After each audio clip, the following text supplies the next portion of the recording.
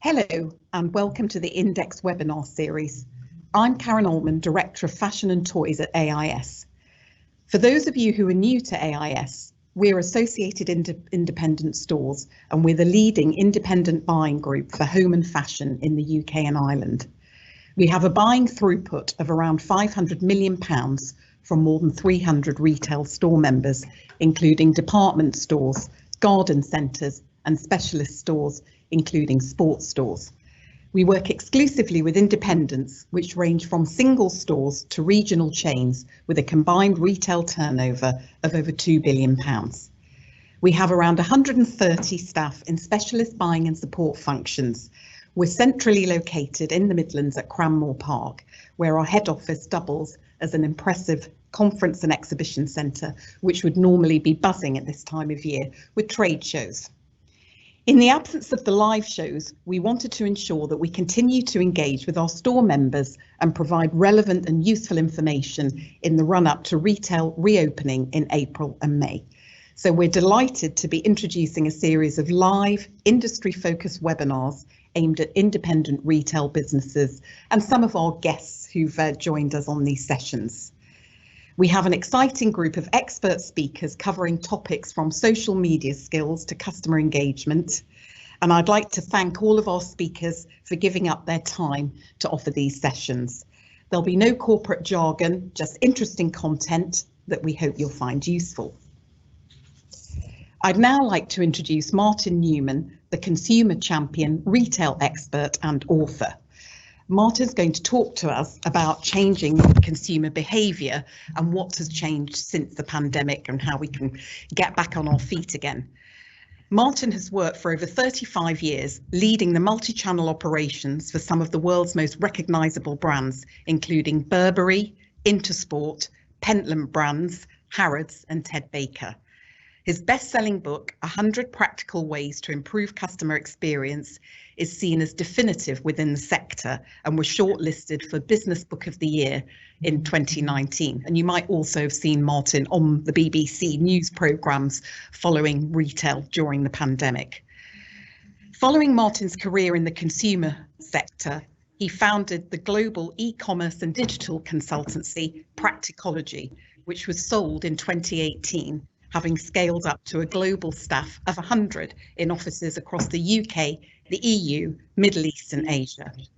Martin has since set up the Customer First Group and the new consumer-facing website, Customer Service Action. So I'm now going to hand over to Martin. Yep, thank you very much. I'm just sharing my screen now. Thanks a lot, Karen. I appreciate the introduction, and I think that you've already probably allowed me to throw away the first few slides with the fantastic introduction that you gave me. I'm going to talk about the pandemic and the post-pandemic consumer to give you some insight in terms of how I think things are going to change. I don't really need to talk about me because Karen just did a fantastic job of doing that. So she talked about my background on the client side. She talked about the business Practicology that I scaled and sold to a company called Pattern. I'm also a board advisor at ClearPay, the leading buy now pay later provider. I'm involved with a fantastic charity called In Kind Direct, who support thousands of other charities.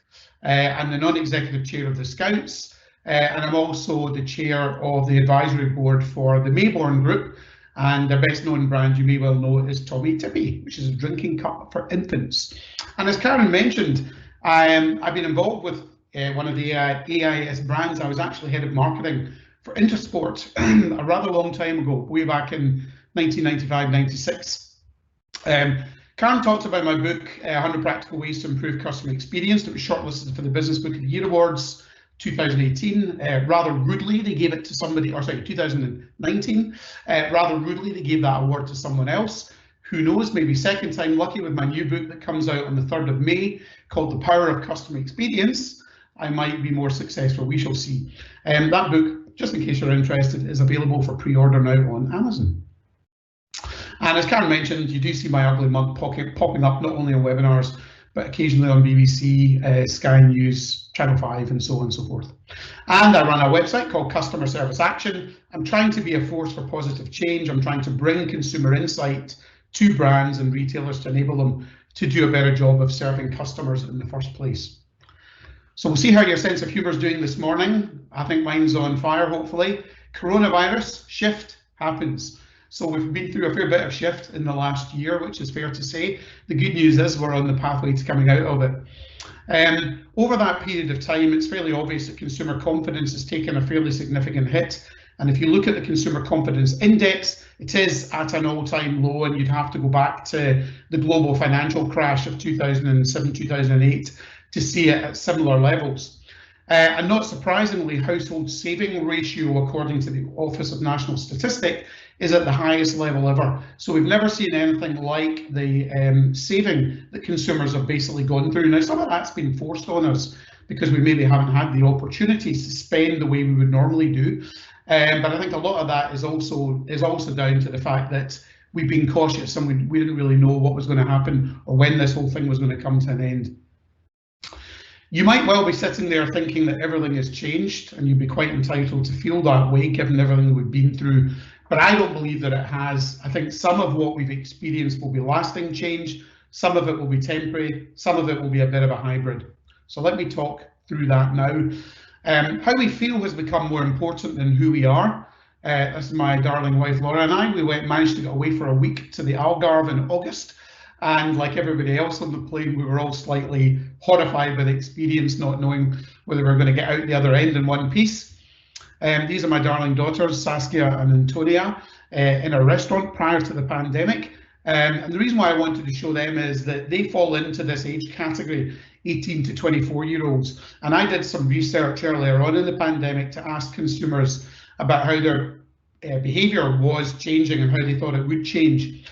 And this was a question about whether or not you would use a changing room.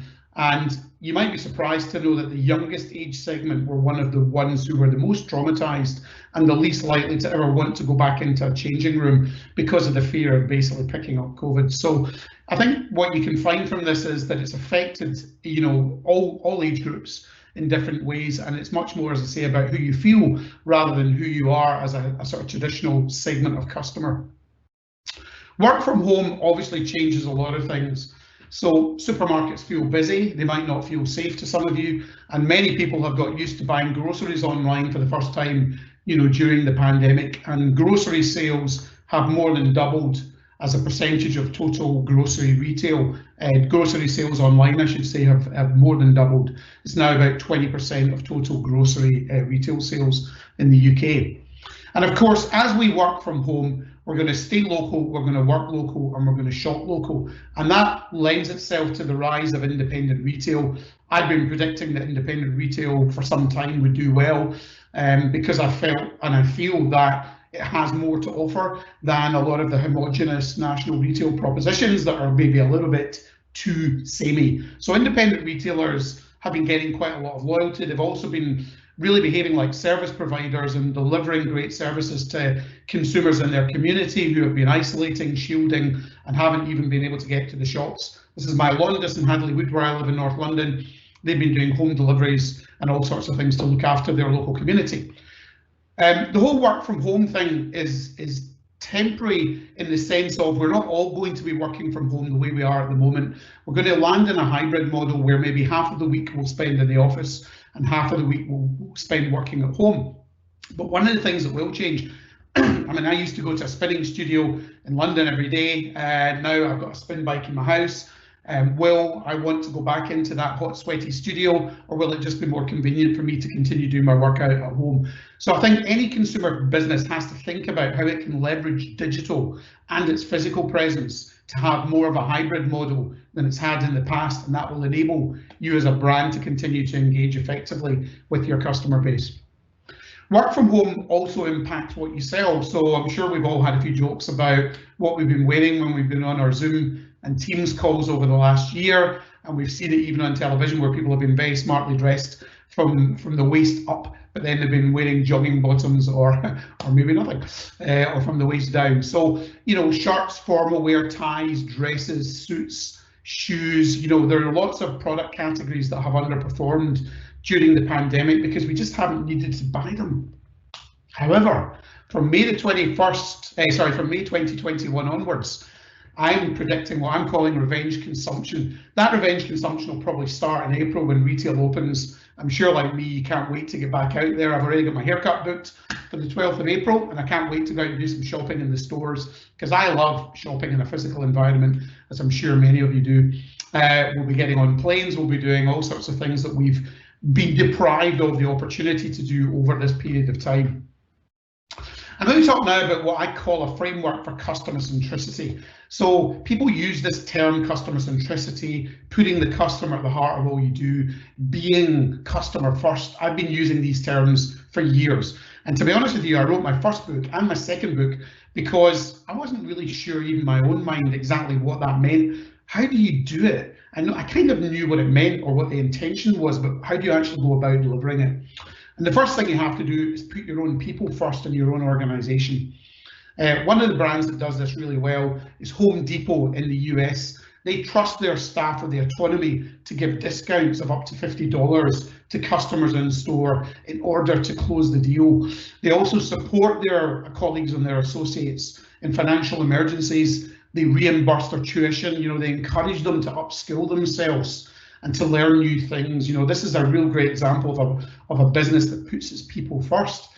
And what you tend to find with all the examples I'm going to give you now is when you look at the market cap and the share price of the business over a sustained period of time, albeit every brand that's on the stock market has a dip now and again, you can see a continual move in the right direction. And you can see this across every element of businesses that are truly customer first. So my first tip is look after your people and they will look after your customers.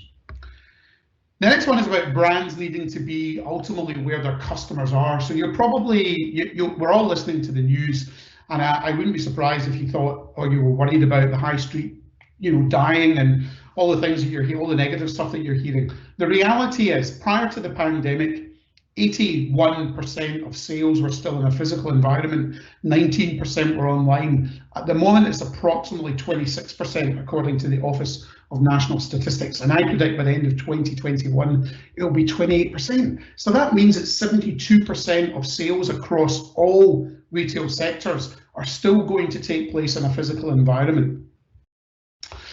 Of course, if you want to be where your customers are, for some of you that will mean being on the A to Z of retail or the A to Z of anything you want to buy, and that is Amazon. Whether you like them or not, at the end of the day, you can buy anything from them, and most of us have been taking advantage of that over this period of time.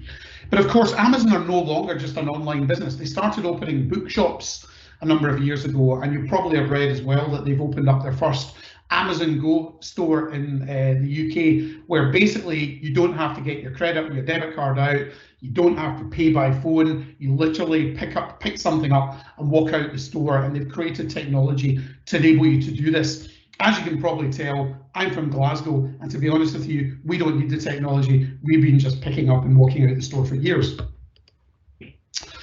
Tesla, you can buy their cars in shopping centres, and I remember when they first opened in Brent Cross, which is my nearest shopping centre, and I kind of thought, well, that's really weird. Why is a car dealer opening up there? And it dawned on me, it's the democratisation of buying a car. Just the way that e-commerce has democratised retail, they're democratising the experience of buying a car, because you can now, they're taking the product, if you like, to you rather than asking you to come to them in their out-of-town car dealerships 10 miles away, which aren't always that convenient. Who would argue with Tesla? They are now currently valued at around $665 billion, or if you want to look at it another way, their market cap is more than 3 times that of Ford, General Motors and Volkswagen put together. So I certainly wouldn't bet against Tesla, and they are a customer first business. I'm not sure whether or not any of you want to hear a secret. Hopefully you do. It might be too early for you. So I may have alluded to this already. The high street isn't dead. Shock horror. So despite everything you've been hearing and everything you've been reading about, it's not dead. It's going through an evolution. It's been going through that for the last few years. It has to evolve. It has to become a better experience, but it will do. And lots of people like myself, the government, the High Street Task Force, AIS and others are doing everything they can to ensure that consumers get a better experience. And it is experience and it's experiential retail that will lure us back. Sorry to share this with you at this time of the day. This is my good self in the CoverGirl store in Times Square in New York. This is a beauty brand that used to only sell through other people's channels. They opened up their first direct-to-consumer store in Times Square, and they're using augmented reality and virtual reality to allow you to interface with the product. So you don't need to physically try the product on. Excuse me, you can pick it up and it superimposes eyeliner and lipstick and everything to give you an idea of what it looks like. But it's really starting to bring the experience of buying beauty in that environment to life. They've got training in the store. They've got just a brilliant brand experience. So next time you're able to jump on a plane and get to New York after the pandemic, make sure you take yourself to the CoverGirl store. This is in Colchester, and it's a lovely little vintage retailer called Best Days. And one of the things that I think is going to change, and one of the things that the independent retailers that are on the call or on the webinar today can do, is think about how you get use out of your store for more time over the course of the day and the week, and how you make it more relevant to consumers. So what these guys do is, you might see there's a cafetiere. You can go in, you can take a seat, you can have a muffin, you can have a cup of tea or coffee. So they're generating revenue through that. They're increasing dwell time in the store. That increases engagement with product. People buy more products. And on a Friday or a Saturday, what you can't see is that all the product is on rails. They move all the product off the floor. They've got a little stage at the back of the shop, and they have bands in, and they run gigs. So they're really thinking about how to maximise the opportunity, and it has a great impact, I think, on the brand and how consumers perceive them, as well as generating additional revenue opportunities. The great man Peter Drucker coined this phrase, which is culture eats strategy for breakfast. You can spend all the time you want thinking about what your strategy needs to be, but the culture of your business and your purpose and your values are the most important thing I think you can just about think about right now. And that involves obviously thinking about how you treat your people. And brands that put purpose before profit, if you start with profit, you end up, if that's your starting point, you make the wrong decisions. Whereas if you start with purpose at the heart of what you want to try to achieve, then you will become a more profitable business. And there can be no better example of that than Patagonia in the States, North America. Often you go onto the homepage of their website. This is for those of you that don't know, I'm sure most of you do. They sell outdoor products, sports equipment, camping equipment, etc. You go into their website, you don't see them promoting product often on the homepage. Here, they are promoting the cause of the indigenous population of Alaska called the Gochin, who are fighting to protect their future because the oil companies are coming into Alaska, drilling, killing the wildlife, killing the environment, and obviously destroying their future. So that is a cause-related business, and they are commercially successful year after year after year after year. And guess what? They have a more engaged customer base than the vast majority of other consumer businesses you can think of. And therefore, brands with a clear sense of purpose over the last 12 years, or over a 12-year period, according to Kantar research, have enjoyed a 175% increase in the value of their business and their brand. Compare that to brands that don't have a strong purpose. They're roughly, on average, 100% less than that. So it has a massive impact on the profitability and the valuation of the business. Looking at the other side of the fence, then, of course, most of you will be aware of Das Problem, going back to 2015. Volkswagen and their horrendous greenwashing, where they told us that the emission on their cars were at an appropriate level for the environment, and then we found out they were lying to us. And lo and behold, if you look over here, you can see 2015, getting towards 2016, the share price dropped off a cliff, and it has never recovered. They're essentially 30–35% down from the point of when their share price and their market cap was at its highest. And that's not because they don't make good cars anymore. That's because consumers don't trust them anymore. Hotel Chocolat, again, looking at the positive side, they have a planet pledge that 100% of their packaging will be compostable, reusable, recyclable by the end of this year. None of this kicking the can down the road to 2030 or 2050, which you hear a lot of big businesses doing. They're taking ownership of it, and they're doing something about it, and they're standing up and they're telling consumers what they're doing. And again, if you look at the Hotel Chocolat share price, since they launched on the stock market 5 or 6 years ago, it's doubled, right? And it's been sustainable growth over that period. Now, they do lots of things well. They obviously make product that people want to buy. That's always going to be the starting point. But they are a truly customer-centric business who understand their customer base, and they're authentic, they're genuine, and consumers respond accordingly. We're heading into a time of what I would call conscious consumption. This is where we become much more aware of what we're buying and whether we really need to buy something in the first place. So this little model here of, you know, buying something, making something, thrifting, swapping, borrowing, or using what you have, you know, will it look quite like this? Maybe not, but what will happen is over the next few years, you'll walk into a retail store and you'll have a choice of buying something completely new, buying something that's been upcycled or recycled, buying a second-hand product, or even renting. And I think that's the sort of consumer choice that we are looking for as we move forward. Customers are diverse, and so must consumer-facing businesses be. 20% of the UK population is an ethnic minority.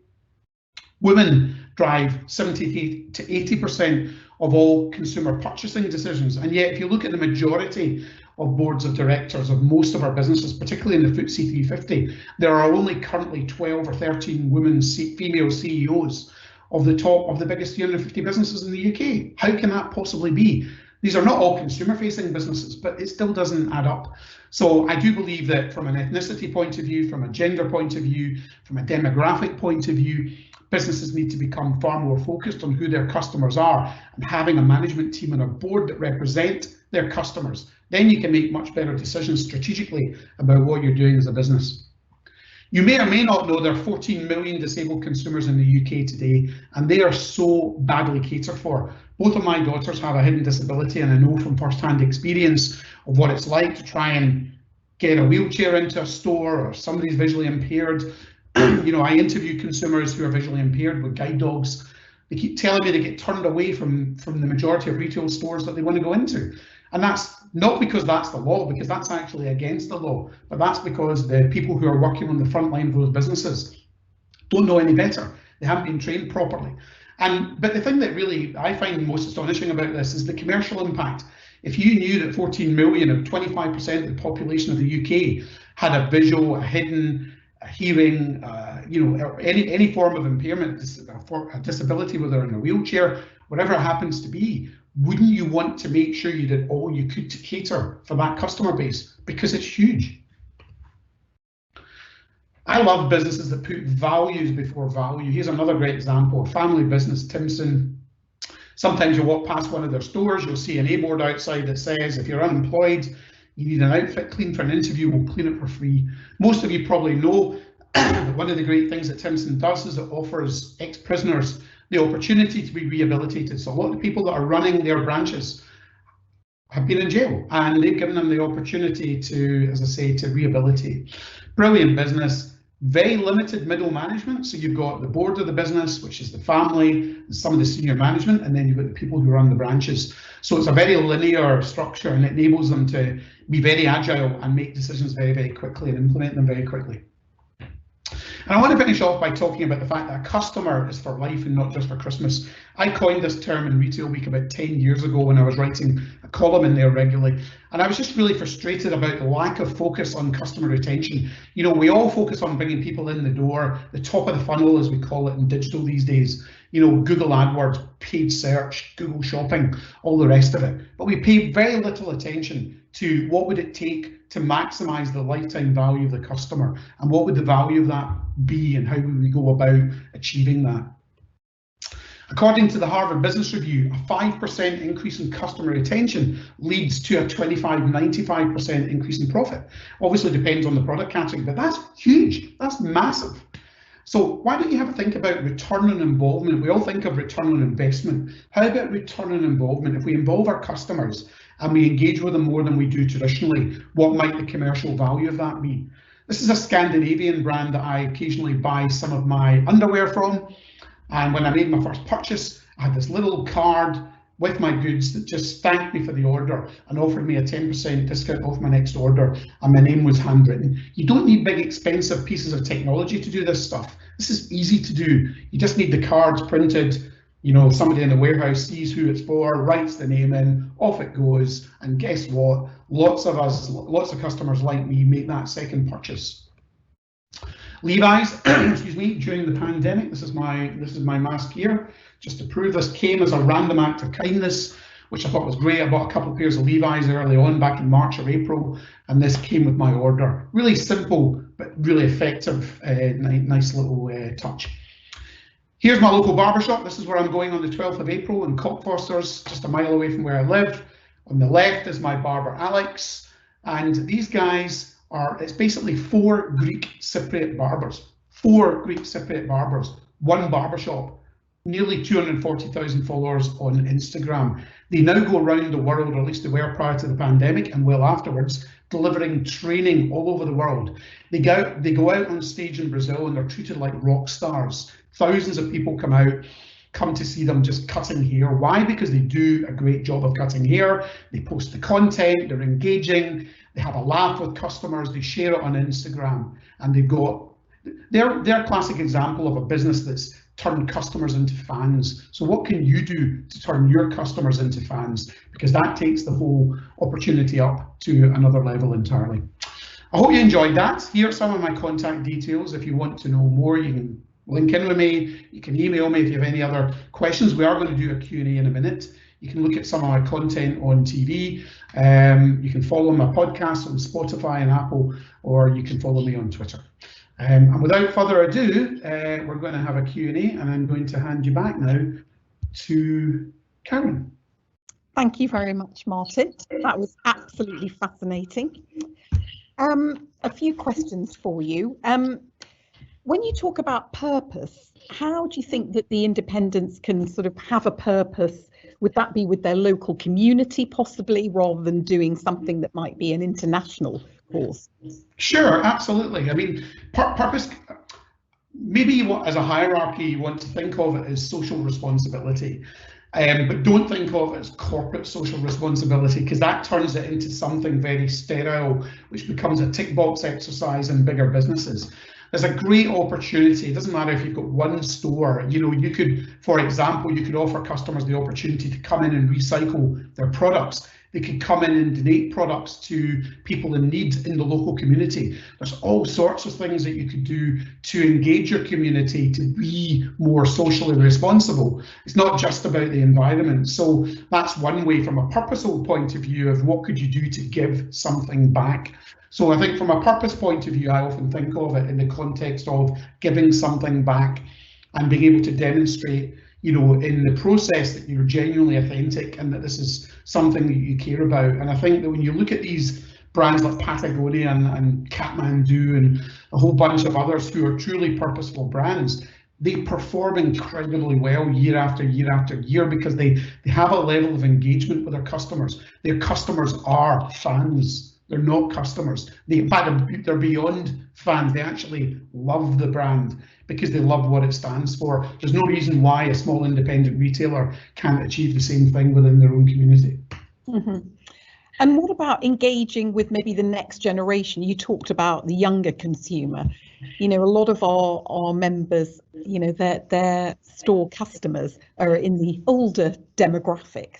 How might they move towards appealing to a slightly younger demographic, the next generation? Sure. Well, that's a great question and a very relevant one, because at the end of the day, you know, millennials. So in case you don't know, millennials essentially probably go, I think the oldest millennials now are about 41 or 42. Gen Zs were born 95, 96. So Gen Zs now are up to 24, 25 years of age, and then above that they're millennials up to the early 40s. But these two segments of customers are absolutely the lifeblood of really any retail business now. There can't be anyone on here today that wouldn't want them as a customer base. Mm-hmm. So you need to be purposeful. You need to be socially responsible. You need to prove that you're not paying lip service to this stuff. You need to prove that whatever you sell, you are genuinely thinking about how you can improve things in terms of the environment and the impact on the environment. You know, I have dinner, thankfully, every night. One of the benefits of the pandemic with my family, when I used to travel a lot, I didn't have so much opportunity to do that. And I get reverse mentored every single evening by my kids because they care about this stuff deeply. So when we're talking about it, I genuinely learn very much from them about what matters to them. And these are just some of the ways that you can prove to them that you understand them and you care about them. Just one other thing, if you're selling fashion, and you've got model shots, for example, I'd move away, or you're using influencers in your marketing activity, I'd move completely away from airbrushing, from models who look like they belong on a catwalk, because Gen Z in particular rile against that. They're not interested. What they want to see is genuine, authentic human beings who are representative of them. So that, again, that hopefully just gives you a little bit of an idea of what their mindset is and what businesses can do to be more relevant to them. Mm-hmm. I've got one question here. What will happen to the high street as we know it? Well, that's a great question, and I kind of, to some extent, I'll try and give you my crystal ball view, because I guess none of us know completely for sure. But I think that if you look at what's happened with the big national retail chains, there was a rationalization that had to happen there anyway. We all overextended, we all opened up too many stores, and we didn't really take account of the migration to digital. So I think that was something that was happening and has been happening for a few years anyway.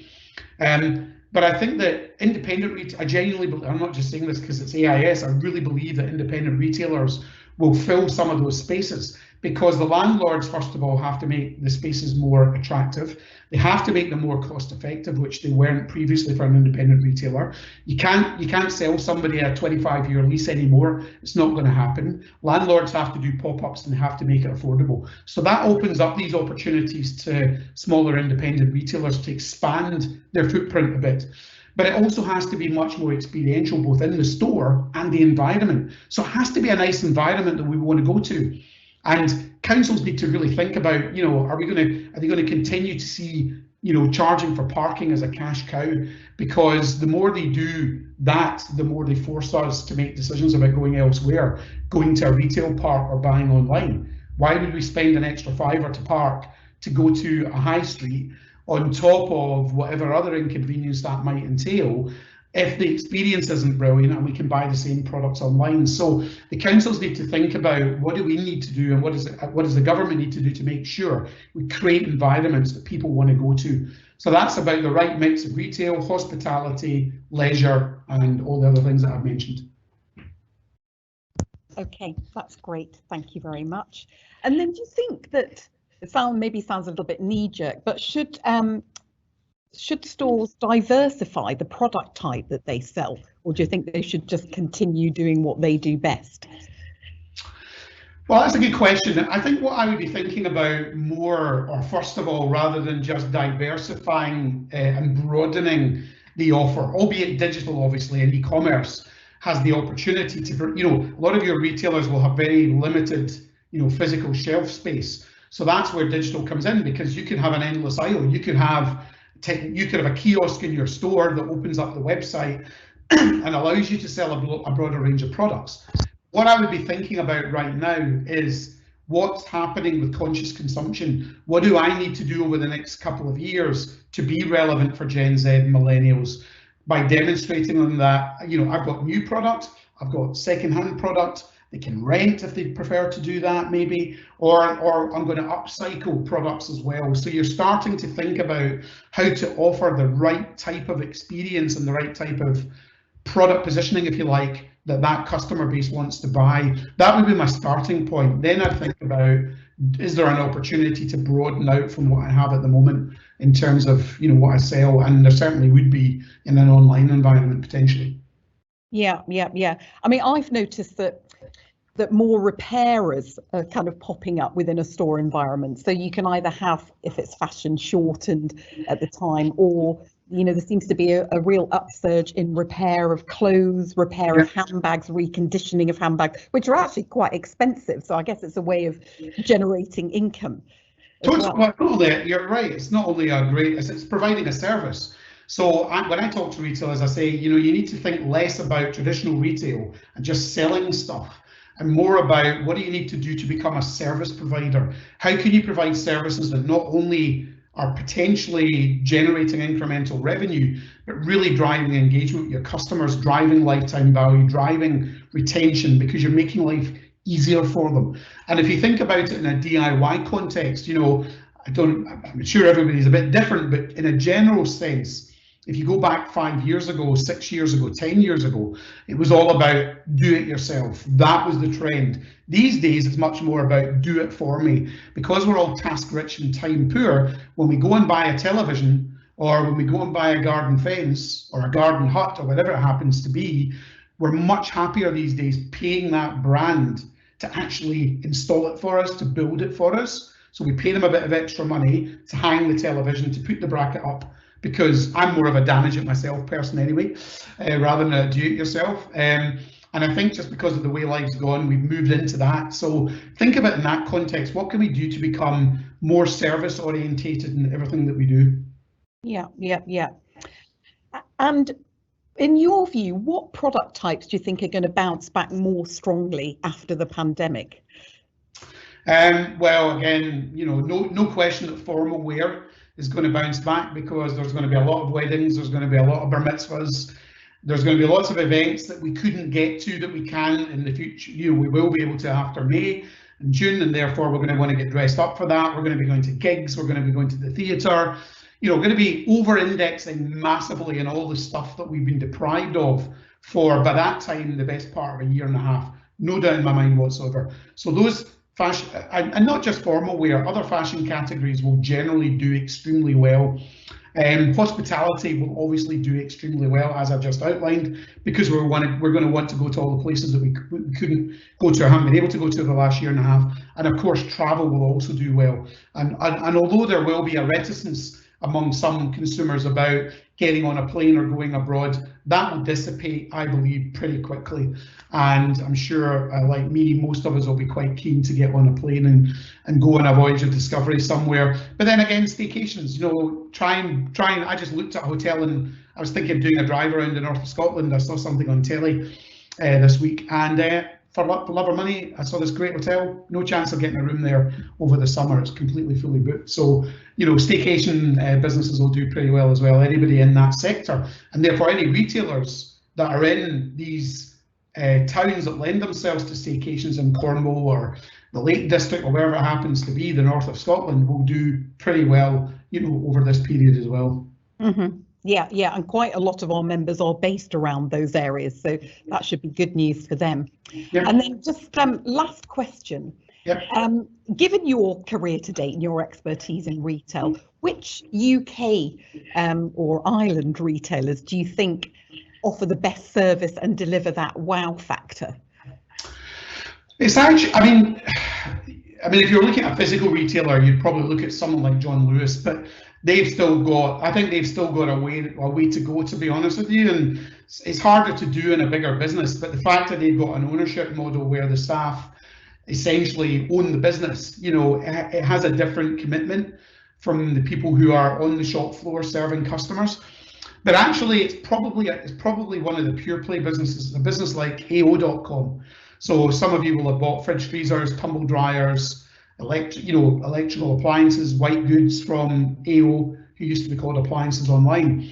And what I like about them is that from bringing people into the business, in terms of what they're looking for people who are humble and ambitious, because humility drives people who are collaborative with their colleagues and people who want to go the extra mile for customers.